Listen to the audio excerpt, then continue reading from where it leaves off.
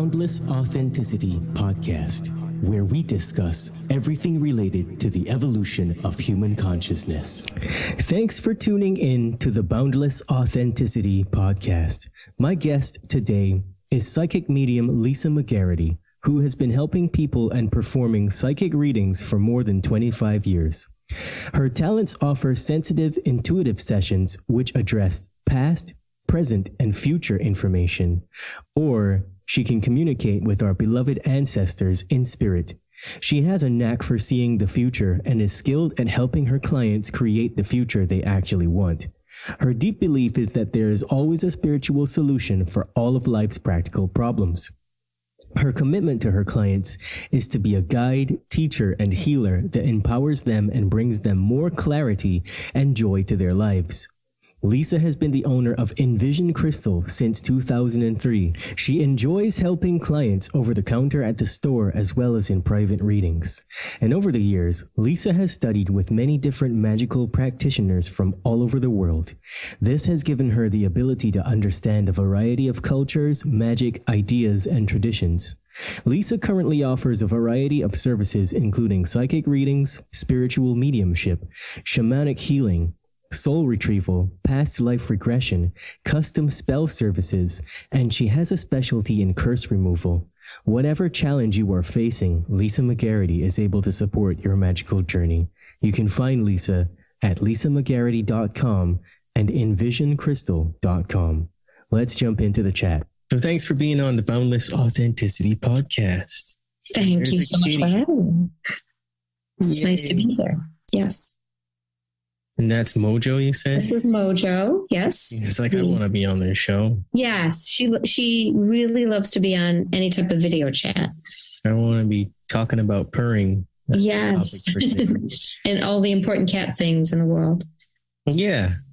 So I've got the introduction pre-recorded and everything, so everybody should know who you are because you should be listening to the introduction to the show. But today we're going to talk about like magic stuff and crystals and why do people believe in Hollywood witchcraft? Like, why? It's just ridiculous. It's a little ridiculous, right? Yeah, it really is. It's definitely ridiculous. But I guess the good thing about it, though, is it makes people curious. So for that, I'm grateful. It makes people like wonder if magic could maybe be real. And it makes them curious about what the edges of reality are. So that part's good. But, you know, in general, Hollywood gets it real wrong, you know? Yeah, in general. I mean, everybody thinks Sabrina the Teenage Witch is how it's supposed to be. It's like, right? No. Yeah. Not really it, no. No, things don't go like, snap, here we go, you know, outfit change. No. Also, I'd like to highlight that nobody's having an orgy next to a statue of Baphomet. not in the place I've been lately. No, definitely not. It hasn't happened like that. No. Which is, you know, hey, to each his own, right? If someone wants to do that. But no, that's generally not what's going on when witches meet up. Yeah, go ahead and do that if you want, but that's not what it's about. Right. You know, I mean, I guess that's okay. But that's definitely, I mean, I think one of the things that makes it confusing for outsiders is that people who practice magic do consider sex and sexuality sacred. You know, we do definitely think of it as sacred, and we do think of it as a path to power and a path to enlightenment. But that doesn't necessarily mean that, you know, we're engaging in some kind of ritualistic sex. It's more like just an understanding that the universe is made with magnetic and electrical charges, or positive and negative, or masculine and feminine charges, right? And that those charges create the ebb and flow of life, the cycle of life. So there's just kind of a philosophical understanding and maybe a little bit of symbolic juju that goes on during, you know, ritual, but it's very sweet actually, and inspiring. And it's usually has nothing to do with any kind of actual sexual act. That makes sense. Yeah, that makes sense. I already know what's going on. Like, why? I know you know. Why the heck would anybody be doing that and think they're going to manifest $1 million anyway? Right, right. But if they can, I wish they would email me and let me know, because, that would be curious. I don't know. Fair enough. I mean, so tell me about your crystal shop. I see that you continue to update your stock. And all these beautiful items like rings and things like that. It's like, I would spend all of my money at this place. Well, you should move here and do that. No, I'm teasing. I mean, I love my store very much. It's definitely a labor of love, and I have a lot of help from my daughter. We work on the shop together, and it's a place where, we try to sell things that are just inspirational. So that can include crystals and sometimes silver jewelry, incense, candles, books, oracle cards, tarot, a lot. I try to have for a tiny shop, I have a real elaborate stock of books, because I feel like that's the most important part of what I do. There's not too many bookstores left in the world, but I'm kind of one, right? And, we do sell a lot of crystals as well. And the kids come in for crystals, which is always fun.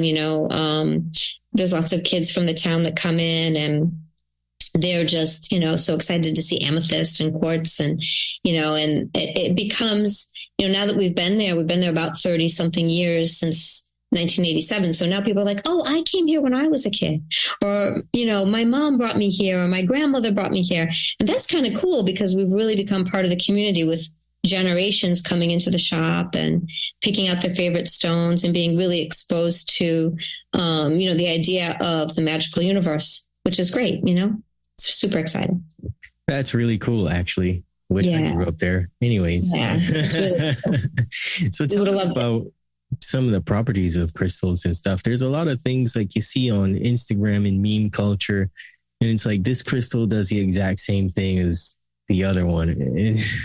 Yeah. I mean, for me, as somebody who's been working with stones for a long, long time, I do find the modern kind of like, hey, look at this meme. These are the 7 stones you need, and you need a carnelian for this. And I don't like to take that approach. There are certain properties that go with each stone. That seems to be the case. But there's no reason why, any stone that you can connect with and you can build an energetic link with, chances are it will work with you to amplify whatever you're trying to amplify. So people say to me, oh, I need rose quartz for love, but you could use anything for love, right? You could use, it doesn't have to be the pink stone because everyone's told you that's the stone for love. It's a little bit more complex than that.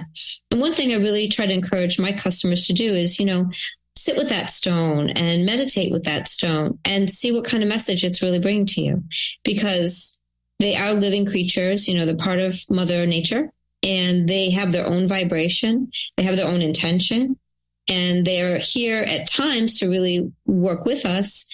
But it's good to build it as a relationship, not just like, let me grab these 4 stones and put them together in a pouch, and now I'm going to have my way. It's a little more to it than that. That makes sense. I mean, I think maybe these stones have a way of finding you. And because I think so. I got some questions for you, so I'll go in order. Awesome. I love questions. Cool. So this one. Let me see. This one. Oh, that's beautiful. Yeah, it appears to be rose quartz or something. Yeah, it looks like it's pale pink, right? Yeah, it is. Yeah. It looks like raw, like untumbled, natural, just the way you would find it out in the world, rose quartz. Yeah, absolutely. So I found this when I was out in Pennsylvania, out in a field. It was like a big, I guess the size of a brick. Wow. And somebody obviously tried to hack a piece off of it. And there was just like jagged edges and stuff and little bits and pieces crumbling off. And I was like, I'm going to get some of that. So it's cool. Of it. It was actually bigger than this, but I've given away bits and pieces of it. Oh, nice. Yeah. That's what rose quartz is for, right? For sharing. Yeah. Yeah. So that's the edge where I broke it. It's a rough edge where I broke it last time to give someone a piece. What is something like this good for? So rose quartz is kind of the classic heart stone. So anything that is, for relationships, for softening your heart. If you've gone through a period of grief, rose quartz can be really helpful for that. But it's also definitely improved my love, improve love and communication. And it doesn't have to be romantic love. It could also be family love, friendship, any kind of relationships can definitely be improved by sitting with rose quartz or meditating with rose quartz. I think even just having it in the house, like if I could pick a stone, where the family gathers to eat, like in the dining room or the kitchen or what have you, I think rose quartz is a good choice because it reminds everybody to, speak lovingly to each other. And I think that's a good stone to have around for sure. That's very practical. I'll have to keep that in my pocket at dinner time. Okay. Yeah. What is this one? I have no idea what this one is. That looks like amethyst. It's dark purple, right? Yeah, it is dark purple. Yeah. So, no matter what, forever and ever, amethyst will always be my favorite crystal. Even though there's so many more complex and rare, and amethyst is actually like a little bit common in a way. Mm-hmm. But I just love it. It's my birthstone. I was born in February, so it's the birthstone for February. So pretty. Love it. And for me, I tend to think it does two things. It opens up psychic power. It opens up intuition, but it does it in a way that has also protection. So it's not just opening up to everything and anything, but there's kind of an element of wisdom that comes when you work with amethyst. Mm-hmm. So it can open third eye, it can open chakra, the crown chakra, and just really help you to see and understand what you see. But it won't just open things up willy-nilly. There's some rhythm to it and some, positive structure to it when you work with amethyst. So I give that as a first stone for a lot of people who just want to get into crystals. I think it's a good place to start. Wow. Okay. Yeah. I was wondering, I knew this one was amethyst, but the other one I was like, is that the same thing? Because, there's so many damn crystals. It's like. There are. And both rose quartz and amethyst are both types of quartz. So, they're just basically the coloring has to do a little bit with, I guess, how they form in the earth or what other minerals are around. Mm. But yeah, they're pretty close in structure. Okay, right? Interesting. Yeah. Well, this one came to me next. Let me see. Ooh, love it. Is that obsidian? Yep. It's a little bit, you think it's obsidian, right? Yeah, I think so. Yeah, I think so too. So that is volcanic glass. And, the way I was taught, and I don't see this around that much in the internet, but this has been my experience with obsidian. I was taught that that's the stone of truth. So it'll bring truth right up to the surface. So sometimes people pick that up. They're like, oh, I heard on Facebook or I heard wherever, TikTok, that obsidian is the stone for protection. I mean, it could be, but sometimes it has a mirror-like quality. And if we think about it, it was lava that came from deep within the center of the earth and then cooled into that black glass. So there's something about it that can really, really be great for truth revealed. So if you are doing personal work where you have a stuck spot or you don't really totally understand something about yourself, I would say obsidian is a great way to work on that. You could sleep with it under your pillow for a night and request for, insight into anything that you're working on. And you may find that your dreams really bring the answers, or you might just wake up with the answer, which I know that happens to me sometimes. So I love that about obsidian. Yeah, that's very interesting. I have meditated with it a few times, and I think that explains why I felt like. What did it feel like? I felt like stuff was coming up to the surface that I was like, oh man, what is this? Right. Well, yeah. I mean, I think if we think about whatever the mineral, the stone, where it formed or how it formed, the same thing with herbs as well. A lot of times it gives us a clue as to what kind of property it can bring into our life. So this beautiful cooled lava from the Earth's core can really bring something from our core, I think, right out to the surface. So basically what you're saying to me is that each of these things has particular properties, except it's you that kind of determines what it does for you in the end? I think it's about the relationship you build. Like, okay, I'm Lisa, right? And I'm not going to not be Lisa. But if you and I are interacting, then how you receive me has to do with you, right? Mm-hmm. So I think it's the same thing with everything in nature. I think that, yes, certain herbs, certain stones, certain animals have a property, but then it's how we relate to that property. That's where the magic really is, I think. It's what we bring to it. Interesting. Yeah. Interesting. So what about this one? That is a classic quartz crystal. Looks like it's what we call double terminated, meaning it's formed into a point on both sides. Yeah. Yeah. So it's definitely extra juju, extra power when it's formed like that. It can be used for amplifying any other crystals. And it can also be used, just in your own or in your own energy field for bringing about whatever you really want to bring about. The classic quartz is a mineral that you can really use for manifesting almost anything, So it's just about setting that intention. And like we said before, kind of trying to work with the stone, Ooh, what's that? I lost you. I think I lost your audio. Oh, there you go. There you go. This one. What is that? I'm not sure what that is. It's pretty awesome. Could be Laramie. Or... Is it turquoisey?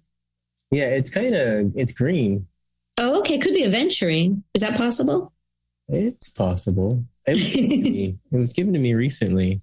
I love it. I just kind of figured maybe the universe thought I needed it or something. And have you been wearing it ever since? Yeah. And how's it feeling for you? Like, what do you notice? It keeps me calm. It keeps me well grounded, and nice. I can deal with people much easier. Always a challenge, right? Dealing with the people. Yeah. All right. I suspect it's aventurine, which I'd really have to see it in real good light, but I think it's aventurine, which sometimes shows up when you're about to do a new project or you're about to do new work. So that might be part of it too. We'll see. Interesting. Yeah. Interesting. Are you doing something new, Jan? Yeah. Yeah. It's a new relationship, and the podcast stuff is getting really busy. So maybe that's why it showed up. I don't know. Could be, for sure. Yeah. Yeah. Well, what would you say are the essentials though that like everybody needs if you had to give a list? I think if I were at the beginning, I would try to have something grounding. So for me, that might be hematite, onyx, or any stone that would help me connect to the earth. Hematite's that silvery, almost metallic looking stone. It has a lot of iron in it and definitely can protect the energy field. And then I would look for something heart-centered if I were at the beginning, which could be rose quartz, rhodochrosite, pink tourmaline, jade. These are all stones that can be connected to the heart. And then I would look for something that goes with the crown. This way you're kind of hitting the three, the heavens and the earth at the same time, and the heart being the place that those two energies mix and melt. So something that goes with the crown could be amethyst, like we talked about. Any clear quartz can do that as well. Lapis is a beautiful stone that can open third eye and crown. So any of those will really work. But I'm going to tell you a secret.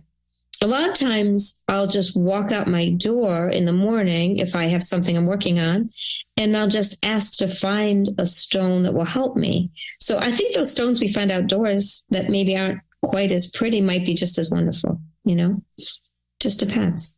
Yeah, that makes sense. Yeah. I have to try that out. Go aside. Oh, yeah. Where's the rocks?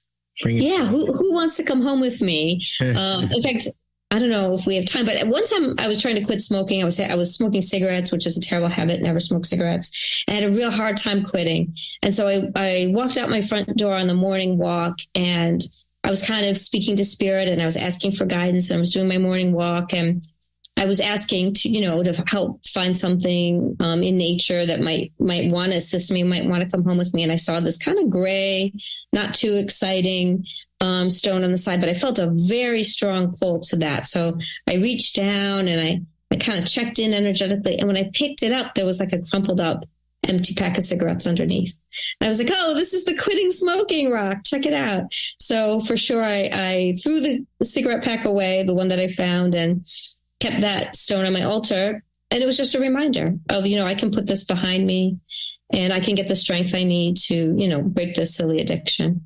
So I think sometimes, like, just if we ask for help, the help is going to appear, Yeah, I think I get that. So here's the big question. Tell me about being a witch. So when you're being a witch, I guess you take a lot of walks in nature. That's the main thing we do. So I come from a family with a lot of spiritual practices, and I've kind of grown those practices, as I've developed my own life. But the whole thing about being a witch is really tuning into the cycles of nature. So the point of view that we have as witches is that the best way to understand Creator is to understand creation, right? So if you look at nature and you look at the cycles of nature, the moon and the sun, the beautiful seasonal circle that the earth does, it can tell us so much about who we are as children of Creator and how to live in harmony, how to really tune yourselves to these cycles. Let spring be spring and let winter be winter. And by doing that, by going into that cyclical nature of life on earth, we believe you end up with more wisdom and more power, and you're able to really create a life that makes a certain amount of sense. So that's really what witchcraft is about. It's less about, hocus pocus, and it's really about going as deep as you can with the elements, with, the natural world, and being willing to go into the dark and not fear the dark is a big part of being a witch. And learning to let go is a big part of that, I guess. For sure. Things be as they are.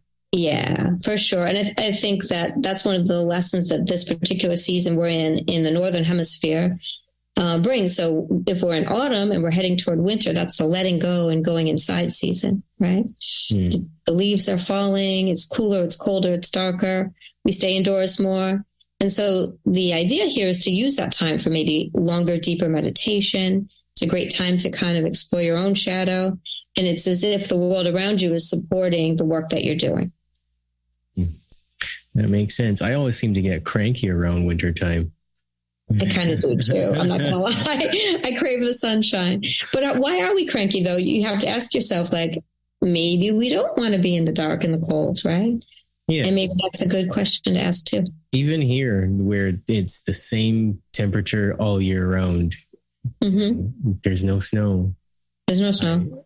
I get cranky around wintertime. It's like, something's telling me I better go examine myself. Right. Is it less light? It must be somewhat less light, right? No. No, same? Oh, you're okay. Okay. All right. Well, some part of you must remember, right? Yeah, I think so. I just, I don't know. It was worse when I was living in Pennsylvania. Oh, yeah. Yeah, it was real bad when it got dark and murky and cold and stuff. Yeah. So you're not a winter person? I like it. I like all the seasons. Yeah. Okay. I learned to, like you said, go with the flow and let things be as they are that way. Right. A lot. Right. It's hard sometimes. I know I still struggle. I don't love winter. I grew up in upstate New York, in Buffalo, New York, right on the border of Canada. And it's real cold up there. In fact, a few days ago, I think they had 6 feet of snow. Yeah.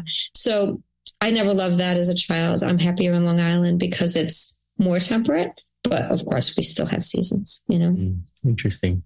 Yeah. So what are your favorite tools to use? So I'm wondering if I have tools just out of reach. I work with a spiritual knife. That's for sure my favorite. And I use that for casting circles. And it's for me a tool of the intellect, of the mind, and the element of air. So it's something that I use. I sell them in my shop. And when people come in, they're always like, why do you have knives? Why do you have knives? But they're not for cutting anything physical. They're really used for directing energy and just kind of, setting a boundary. So it's one of my favorite tools. And I do have a wand, cauldron, a chalice, a rattle, all the traditional things that it's almost Harry Potter-like, which, because I think that the fictional stories do tune in to the archetypal tools that, witches and people have used since time immemorial. That's great. I got to ask you, what are some of your favorite insights that you could share with someone who's looking to get into the craft? So if you're really interested in witchcraft, then probably you are a witch. And I think there was a time in history where, we were telling people like in the 70s and 80s, oh, you must be initiated and you must train. And, there was a lot of gatekeeping back then of the information and the practice. I'm not a fan of that. I really for sure feel like if you feel drawn to practice, you should practice. I really believe that. I think the best place to start is really, it's funny you asked about tools. Pick a tool, and you have to have a black cat too. No, I'm just teasing. You don't have to have a black cat. But pick a tool. If you feel drawn to create a wand, because that process will bring you a little bit closer to the magic. And I do think that meditation is an important part of craft practice. We are looking for ways all the time. We say there's 8 paths to power, and meditation and dreams are definitely one of them. So those practices will help you open the door in between states of consciousness, and between conscious, walking around analytical energy, and the dream state, because the dream state is really where the magic happens, But I would definitely say that those would be my first suggestions. Choose your first tool. Don't rush. Read so many books. There's so much information out right now. So you can definitely get a tremendous education by self-educating. And then I would look around for people in your community that might already be practicing, that you feel comfortable with, and see if they want to share. I think that's a good way to begin. What books would you recommend? So that's a little tricky, because I feel like there's so many books, and a lot of them have 1 or 2 or 3 good things, and then a lot of things that make me cringe. I don't know if that's okay for me to say, but it's a little bit true.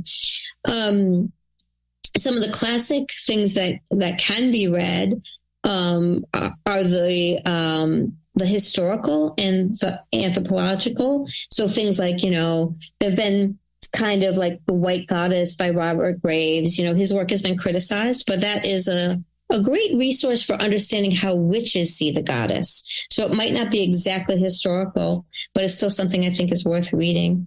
Another good book, although it's got lots of politics in it that maybe is not my politics, but it also has lots of craft in it, is called The Spiral Dance by an author called Starhawk.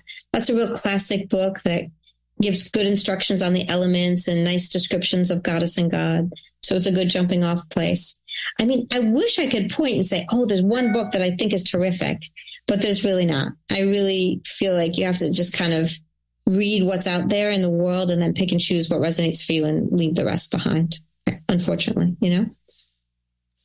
The modern, I'm sorry, I just wanted to say the modern craft in my lifetime has gone through all these sort of like fashion changes where things came in style and then went out of style.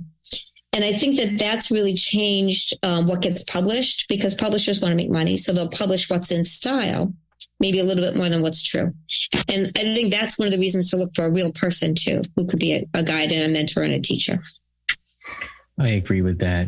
Yeah. It's trendy now to be spiritual. And so we see all kinds of things, whether it's personal development, a traditional sense, or witchcraft or whatever else. It's commercialized, And totally commercialized and packaged in a way that has buzzwords and marketing built into it, which sometimes takes away from the practice, I think. Yeah.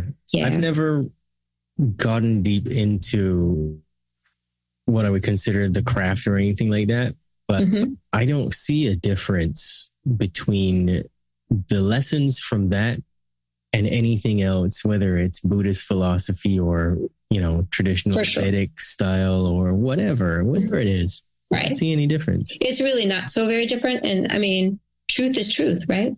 So if you find truth, hanging out with Buddhists, it's not going to sound that different from, the truth you find hanging out with any other path. And I think that as witches, one thing that was taught to me as I was a child is that our way is the wide open path. And I think what was meant by that is that it's okay to take what works from other religions too. That if it's true and if it resonates for you and if it works, it's okay to go ahead and incorporate that into your personal practice. Yeah, I agree with you. I mean, I grew up in a culture where as soon as you hear that somebody's a witch, everybody runs in the other direction, Right. Yeah. Like, the idea is that they're very scary or they're going to put a hex on you or something like that, Yeah. Most of the people who practice witchcraft, if you saw them on the street, you would probably have no idea. It's not all gothic teenagers with, boogity, Yeah, it's not. It's really not.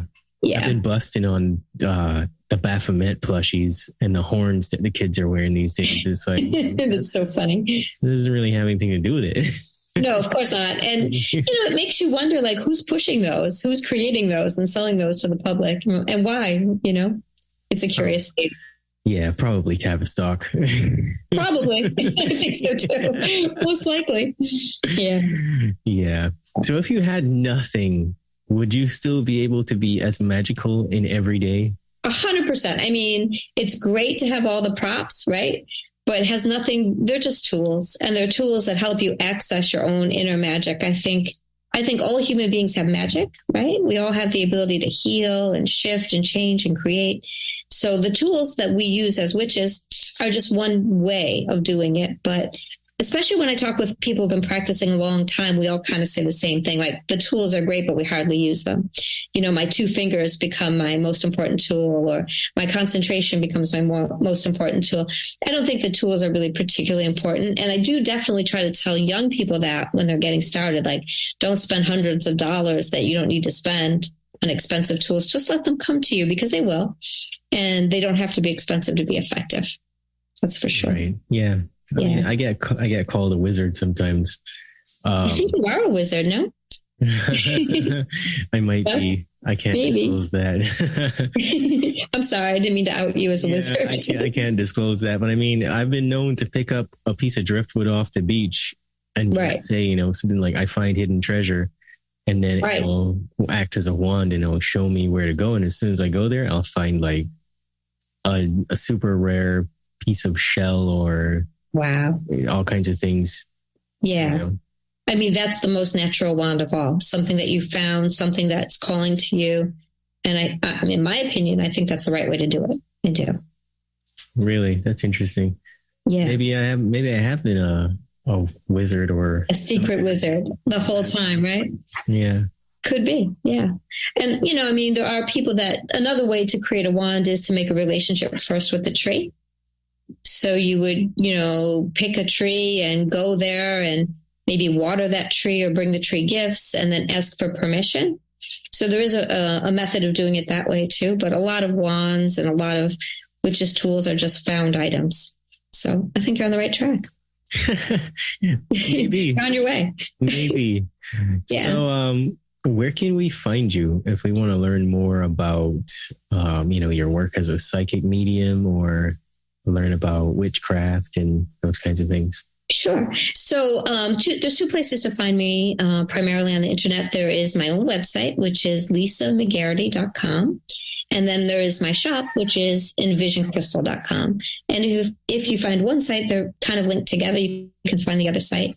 I'm definitely in the process of putting up more writing. I'm trying to flesh out my writing as time allows. And in the coming year, in 2023, I do intend to teach an online course for developing your own witchcraft practice. So if people are interested in that, they should come check out my website, and that should be available hopefully in January. And I'm looking forward to doing it. I've had a lot of requests, so I'm really looking forward to that in the coming year. That's awesome. Lisa, thanks for being on the Boundless Authenticity podcast. Thank you. Thank you. Thank you for having me. Have a great day.